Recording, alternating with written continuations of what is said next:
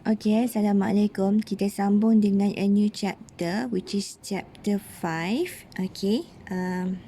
So dalam chapter 5 ni actually kita akan belajar states of matter. So states of matter ni dia ada 3, solid, liquid dan juga gas. Okay, so untuk 5.1 kita akan fokus kepada gas dulu.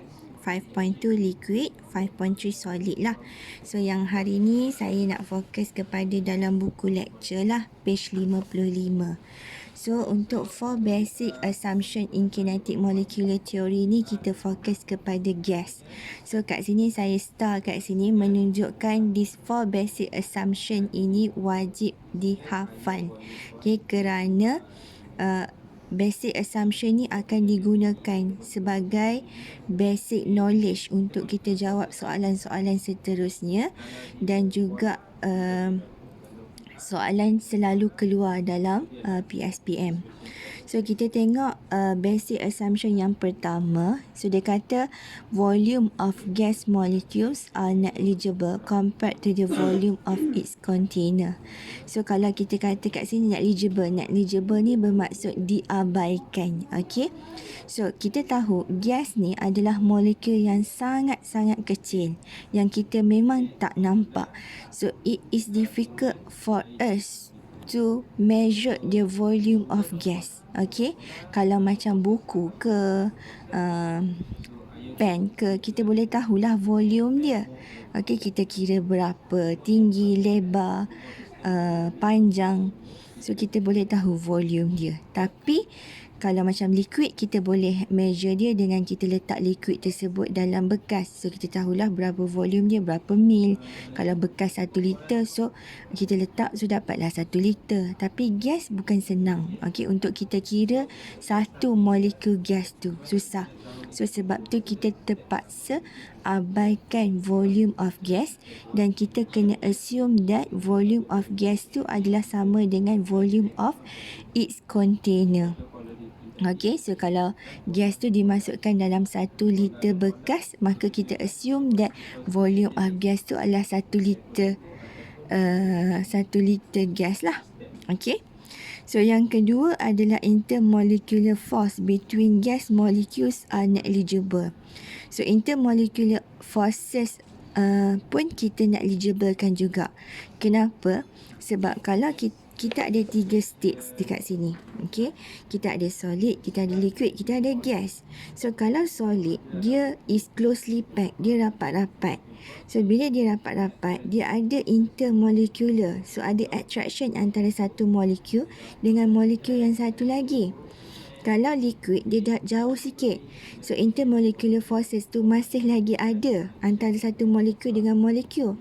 Tapi bila gas dia sangat-sangat far apart. Okay, molekul gas is far apart. So bukan senang untuk kita cari the attraction antara satu molekul dengan another molecule. So that's why kat sini untuk gas kita terpaksa negligiblekan the intermolecular forces of gas. Okay. So teori yang ketiga adalah collision between gas molecules are perfectly elastic. So perfectly elastic bermaksud the collision before, okay, collision, the kinetic energy before collision adalah sama dengan kinetic energy after collision. Okay. So maksudnya dia memang perfectly elastic lah. So kalau sebelum ni kita letak sebelum pelanggaran berlaku 40 kilojoule. So kalau lepas pelanggaran, so sama juga 40 kilojoule.